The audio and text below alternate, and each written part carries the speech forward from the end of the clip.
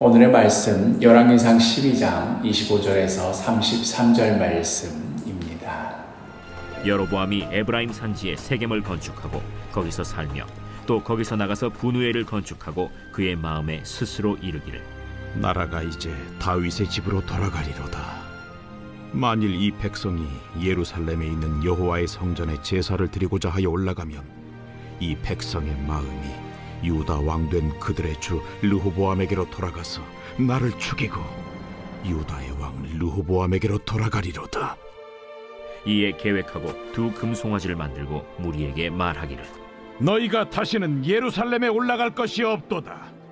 이스라엘아, 이는 너희를 애굽 땅에서 인도하여 올린 너희의 신들이라 하고 하나는 베델에 두고 하나는 단에 둔지라. 이 일이 죄가 되었으니 이는 백성들이 단까지 가서 그 하나에게 경배함이더라.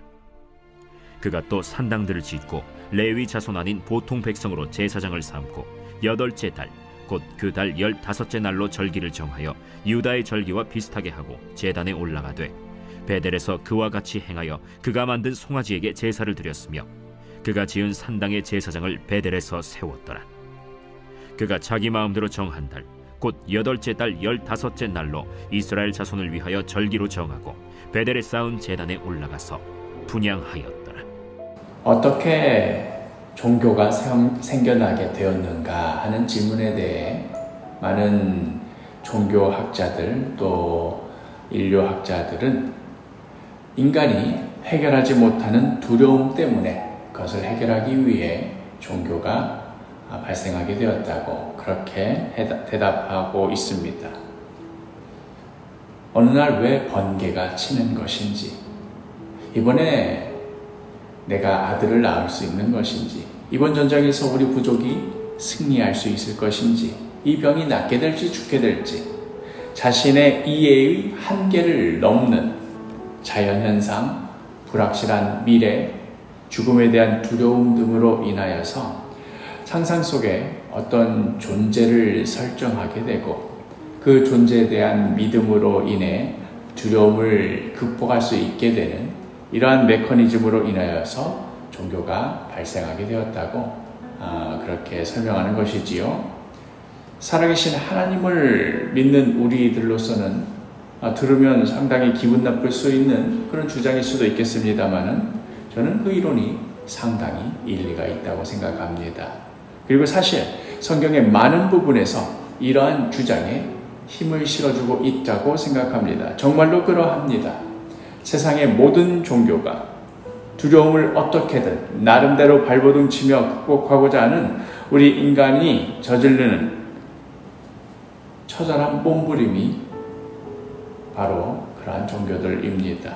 하나님을 알지 못하는 인간은 그럴 수밖에 없는 존재입니다.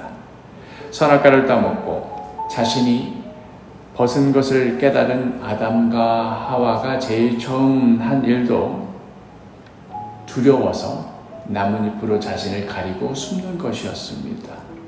우리의 보호자가 되시며 우리의 생명이 되시는 살아계신 하나님을 떠난 인간은 이제 자기 스스로를 지켜내지 않으면 그 누구도 그 무엇도 지켜줄 수가 없는 늘상 두려움 가운데 몸부림치며 살아가야 하는 존재입니다. 그렇기에 거짓된 우상이라도 만들어서 스스로를 위로하지 않는 한 버텨낼 수가 없는 것이지요. 세상의 모든 종교가 다 그렇게 해서 나온 것이라 해도 정말로 저는 그렇다라고 생각을 하고 또 이것이 성경이 보여주는 바라고 생각합니다. 오늘 본문에 나오는 여로보암 역시도 이 법칙에서 예외가 될 수가 없습니다. 사실 여로보암은 선지자 아히야로부터 분열된 이스라엘의 새로운 왕이 될 것이다 하는 예언을 받은 후에 애굽으로 도망가서 숨을 죽이고 살면서 솔로몬이 죽기까지 매일매일 그가 마주해야 했던 현실은 내가 언제든 죽임을 당할 수도 있다 하는 두려움이었습니다. 지난 주일 설교에서도 우리가 함께 나눴듯이 다윗이 다윗의 길로 갈 수 있었던 이유는 사람의 눈으로 보기에는 정말로 그 유대 광야가 자신을 해할 수도 있고 심지어 죽일 수도 있는 그러한 상황에 내몰린다 하더라도 살아계신 하나님께서 지켜주시면, 살아계신 하나님께서 나의 삶을 붙들어 주시면 그 누구도 나를 해할 수 없음을, 오직 나의 생명은 하나님께만 달려 있음을 바로 그 척박한 그리고 위험천만한 유대 광야에서 배울 수 있었기 때문이었습니다. 그 위험천만한 자리로 하나님께서 이끄시고 내모셨던 것이 오히려 다윗에게는 은혜였던 것입니다. 그에 비하면 여로보암은 그러한 기회를 얻지 못하였습니다. 애굽에 숨어서도 여전히 두려워하였고, 정말로 하나님의 말씀대로 이루어져서 자신이 북이스라엘의 왕이 되어서도 여전히 두려워하였어. 여전히 하나님을 믿지 못하고 자신의 권력을 잃고 죽임당할까 두려워하였습니다. 오늘 본문 27절을 보면, 만일 이 백성이 예루살렘에 있는 여호와의 성전에 제사를 드리고자 하여 올라가면 이 백성의 마음이 유다 왕된 그들의 주 르호보암에게로 돌아가서 나를 죽이고 유다의 왕 르호보암에게로 돌아가리로다 하고, 내가 또 죽임을 당하겠구나. 왕이 되기 전에도 애굽에서 숨어서도 두려워하더니 왕이 된 후에도 여전히 내가 이렇게 죽을 수도 있겠구나 하는 두려움에 시달렸습니다. 그리하여 그 두려움으로 말미암아 어떠한 일을 저지르고 말았는가. 이어지는 28절, 이에 계획하고 두 금송아지를 만들고 무리에게 말하기를 너희가 다시는 예루살렘에 올라갈 것이 없도다.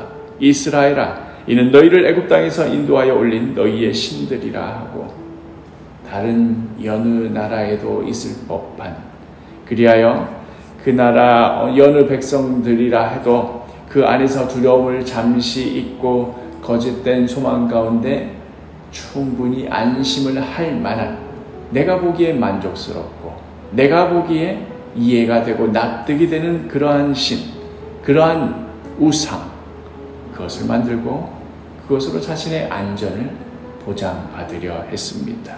금송아지를 만들어 놓고는 그것이 하나님이라 스스로를 속였고 또 백성들을 속였습니다. 솔로몬이 하나님을 버리고 우상을 섬긴 것 때문에 심판을 받고 그 나라를 쪼개어 여로보암에게 주신 것이었는데, 결국 여로보암마저도 또다시 우상에게 넘어가고 말았습니다. 그리고 그렇게 된 우리 마음의 깊은 곳에는 바로 두려움이 자리 잡고 있었습니다. 사랑하는 사도교회 식구 여러분, 오늘을 살아가는 우리들에게도 여전히 우리에게 두려움을 주고 여전히 걱정과 염려를 하게 만드는 것들이 있다면 무엇입니까? 세상에서는 뭘 하면, 무엇을 갖추면 그런 두려움이 없어질 거라 우리에게 속삭입니까? 돈이 많으면, 권력이 있으면, 인맥 좋고 줄 잘 서면, 자녀교육에 성공하면, 좋은 부동산을 사두면, 노후 대책을 잘 해놓으면, 그러면 그 두려움이 사라질 거라 그렇게 약속합니까? 정말로 두려워해야 할 것을 두려워하지 않으면 우리는 헛된 것을 두려우며 또 그 두려움으로 헛된 것을 쫓아 사는 공허한 인생을 살 수밖에 없습니다.